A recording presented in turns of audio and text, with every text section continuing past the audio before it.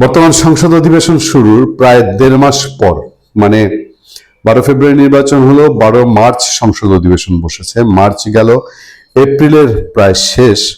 Advocate Fazlur Rahman তার বক্তব্যের জন্য অনেকেই অপেক্ষা করছিলেন। অনেকেই বলছিলেন যে দুইটা মানুষ, হাওড় অঞ্চলের দুই বীর, এক অ্যাডভোকেট ফজলুর রহমান আর একজন হচ্ছেন লুৎফুজ্জামান বাবর, এই দুইজনের বক্তব্য সংসদে শোনা যাচ্ছে না। আমরা যতটুকু জানি, অ্যাডভোকেট ফজলুর রহমান দীর্ঘদিন ধরেই সংসদ অধিবেশন শুরু হওয়ার পর থেকে প্রস্তুতি নিচ্ছিলেন জাতীয় সংসদে তিনি এক হাত অন্তত নেবেন, এবং মানুষের প্রত্যাশা যেটা ছিল যে মুক্তিযুদ্ধ, এই মুক্তিযুদ্ধ নিয়ে অ্যাডভোকেট ফজলুর রহমান গত ১.৫-২ বছর, বিশেষ করে ইউনূস আমলের অপশাসন দুঃশাসনের সময় একমাত্র এবং ওয়ান অ্যান্ড অনলি যে লাউড ভোকাল ছিলেন।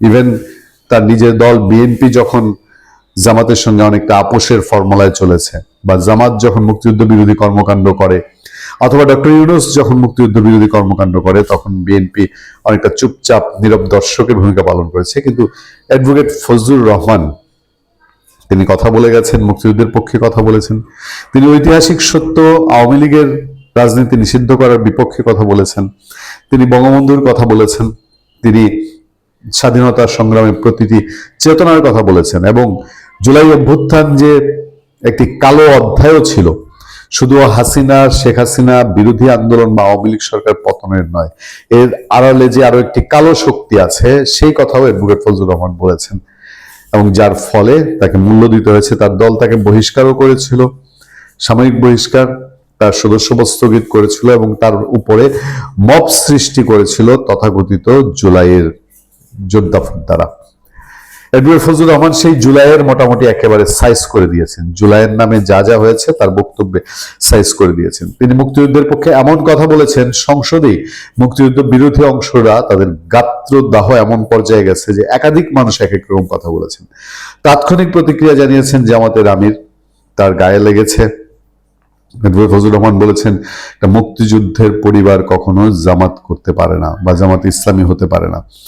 তিনি অ্যাডভোকেট ফজলুর রহমানের বক্তব্যের পর ডক্টর শফিকুর রহমান বলেছেন যে ডক্টর শফিকুর রহমানের পরিবার মুক্তিযুদ্ধের পক্ষে। এই যে তারা মুক্তিযুদ্ধের পক্ষে নানান বয়ান দিচ্ছেন, ডক্টর শফিকুর রহমান তাৎক্ষণিক প্রতিক্রিয়া জানিয়েছেন।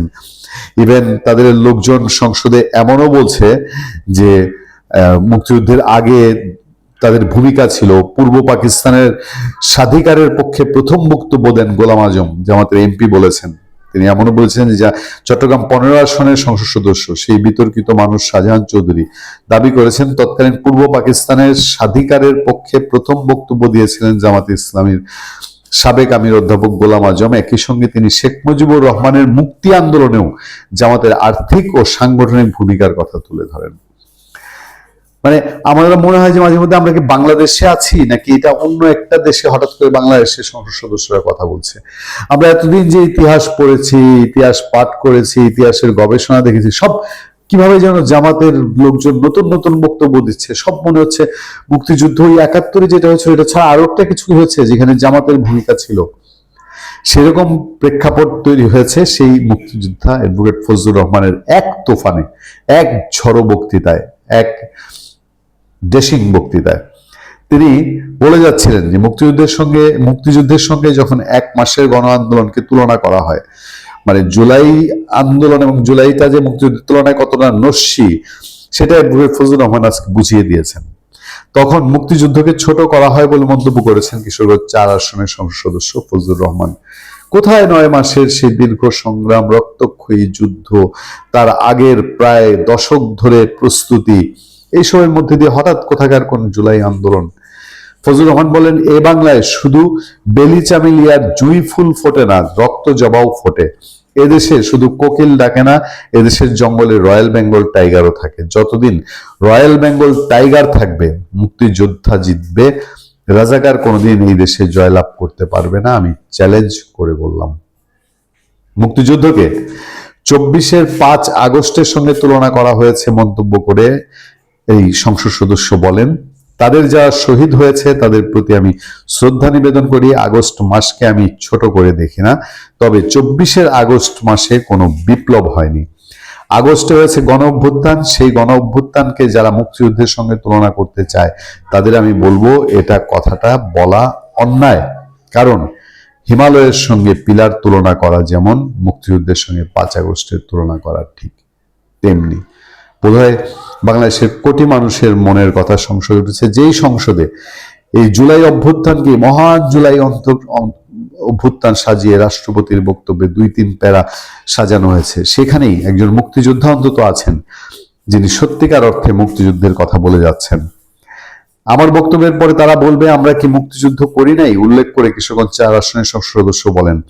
আমার বক্তব্যের পর তারা বলবে আমরা কি মুক্তিযুদ্ধ করি নাই, বিরোধী দলে যারা বসে আছে অনেকেই আমাকে ফজা পাগলা বলে ডাকে, তারা নাকি সভ্য। তিনি বলেন বিরোধী দলের নেতা বলেছেন উনি নাকি মুক্তিযোদ্ধা পরিবারের লোক, শহীদ পরিবারের লোক, এবং উনি জামাতে ইসলামী করেন। এটা ডাবল অপরাধ। 5 আগস্টের পরে কি হলো আপনারা জানেন, জানিয়ে ফজলুর রহমান বলেন ইউনূস সরকার ছিল আমি শিল্পকলার সামনে থাকি, সেখানে একটা গান হতে পারেনি, নাটক হতে পারেনি, লালন গীতি হতে পারেনি, সবকিছু কালো শক্তি ধ্বংস করে দিয়েছিল। মুক্তিযোদ্ধা অ্যাডভোকেট ফজলুর রহমানের এই বক্তব্যের পর জামাত সংসদে বলতে পারেন অনেকটা চুপসে গিয়েছিল, এবং জামাতপন্থী প্রচার টিম তারাও অনেকটা চুপসে গেছে। একজন মুক্তিযোদ্ধা, ওই রয়্যাল বেঙ্গল টাইগার, এক টাইগারের গর্জনেই এই অবস্থা। যদি বাংলাদেশে এখনো লক্ষ লক্ষ মুক্তিযোদ্ধা বেঁচে আছে, তাদের গর্জন আসলে পরে এই যে এখন সমঝোতার সংসদ, দেন মানে মিউচুয়াল আন্ডারস্ট্যান্ডিং এর সংসার, এবং আগামী দিনে তারা বাংলাদেশকে আরো এভাবেই চালানোর স্বপ্ন দেখে, এটা কি আসলেও বাস্তবায়ন সম্ভব? ভালো থাকবেন, সুস্থ থাকবেন। আপনার সাথে আমি আতিক রহমান, পূর্ণিয়া।